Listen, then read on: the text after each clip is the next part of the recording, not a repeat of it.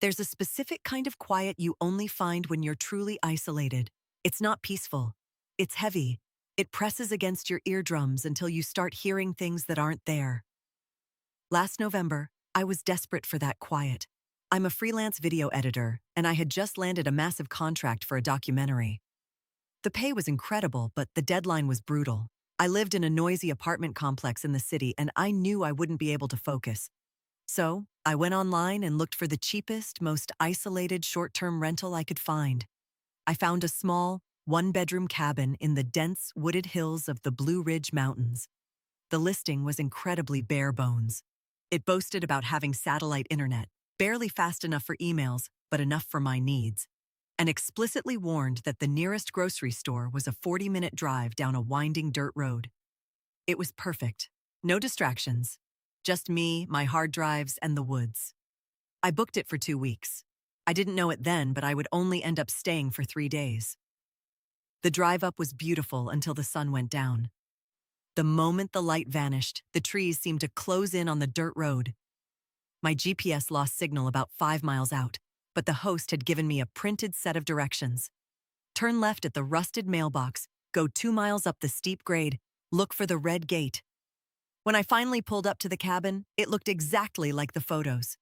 A small, weathered wooden structure with a tin roof surrounded by nothing but towering pines.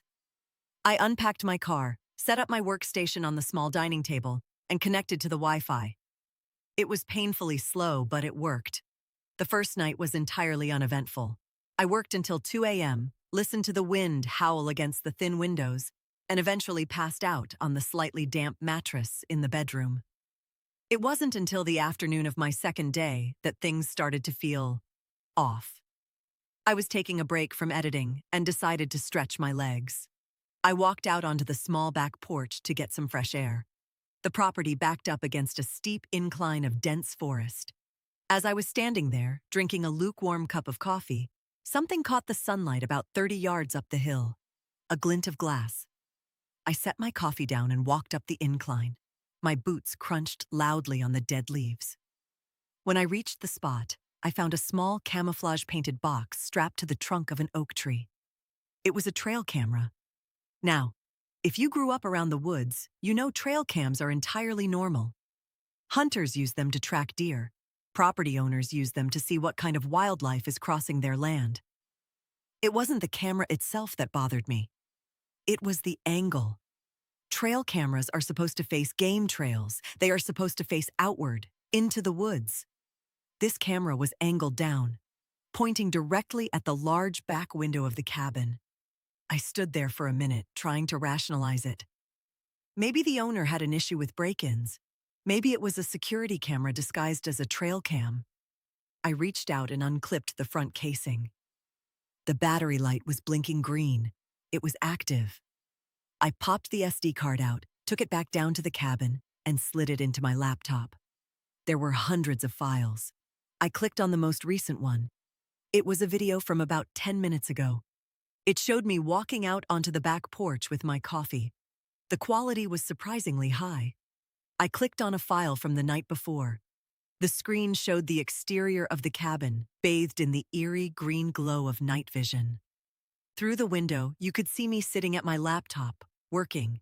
The video lasted for 60 seconds, then ended. I scrolled all the way to the first file on the card. It was dated over 6 months ago. It was a video of a couple sitting on the porch, completely unaware they were being filmed. A cold knot formed in my stomach. I told myself it was just a creepy, overly paranoid Airbnb host. I resolved to leave the next morning and demand a refund. I didn't want to drive those winding dirt roads in the dark, so I figured I'd just lock the doors, pull the blinds tight, and get out at first light. I put the SD card in my pocket. I didn't want him having that footage. That evening, I couldn't focus. I kept looking at the blinds, knowing what was out there.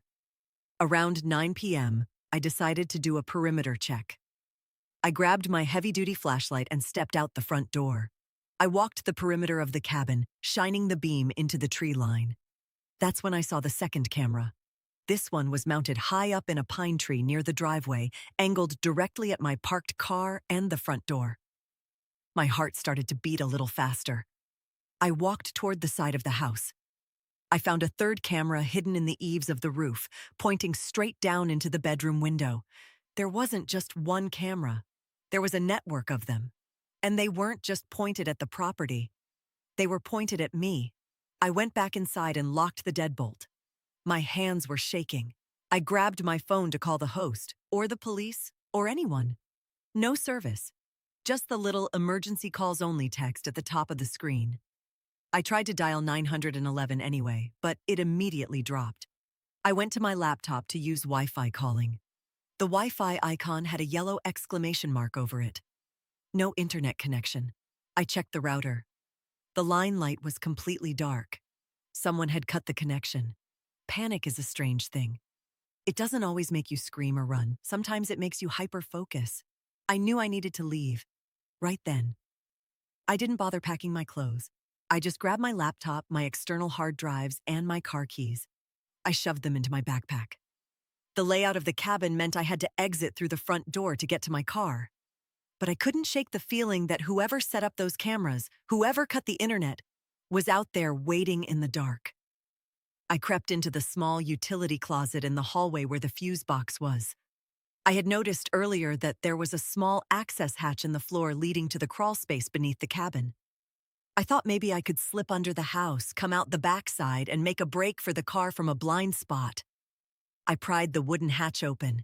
It was pitch black down there, smelling of damp earth and mold. I clicked on my flashlight and shined it down.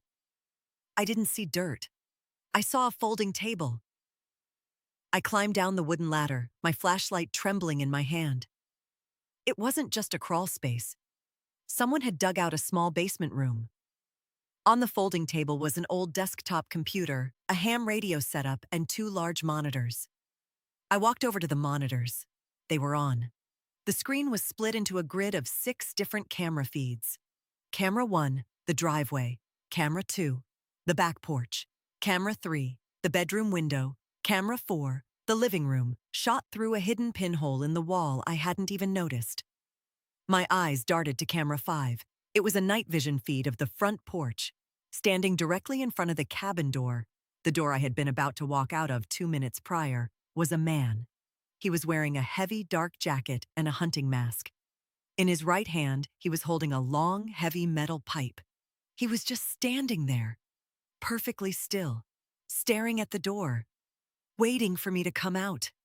My blood turned to ice water. He was watching the cameras. He knew I was moving around, but he didn't know I was under the floorboards. I didn't breathe. I looked at the table. There was a thick bundle of black cables running from the computer setup out a small ventilation grate in the concrete wall. That was the feed line. I had to get to my car. I slowly backed away from the table, climbed back up the ladder, and gently lowered the hatch. I couldn't go out the front. I couldn't go out the back. I went into the bathroom. It had a small, frosted window that opened outward, facing the side of the property furthest from the front door. I unlocked the latch and pushed it open. It let out a loud squeak. I froze. I waited for the sound of boots on the porch. Nothing. I squeezed myself through the tiny window, tumbling out onto the wet grass and scraping my ribs on the frame. I hit the ground hard, losing my breath. I scrambled to my feet and sprinted. I didn't care about the noise anymore. I ran to the driver's side of my car. I jammed the key into the lock, ripped the door open, threw myself inside, and locked the doors. As I turned the ignition, the headlights flared to life, illuminating the front porch. The man was gone. I slammed the car in reverse, spun the tires in the dirt, and floored it down the winding mountain road. I didn't care that I was taking blind corners at 50 miles an hour. I didn't stop driving until I hit a paved road, and I didn't stop then until I reached a brightly lit gas station an hour away. I called the state police from the gas station. I waited there until 2 cruisers met me. I gave them the SD card I had pocketed, and I told them exactly what I found under the floorboards. They went up to the cabin that night. When they called me the next morning, the detective sounded deeply disturbed. The man was gone. The computer and the monitors were gone. But they found the hidden room. They found the cables. And they found something else I hadn't seen. Behind the drywall in the bedroom, they found hundreds of discarded food wrappers, water bottles, and a sleeping bag. He hadn't just been watching the cabin from the woods. He had been living inside the walls of the house for months. He would only go down to the crawl space to watch the feeds when someone rented the place. They never caught him. The Airbnb listing was taken down, traced to a shell company that led to a dead end. The police told me they suspect he bought the property specifically to do this. I live in a high-rise now. I pay a premium for a building with a doorman and security cameras in the lobby. But sometimes when I'm sitting at my computer late at night, I catch myself staring at the dark reflection in my window, and I wonder who is standing on the other side.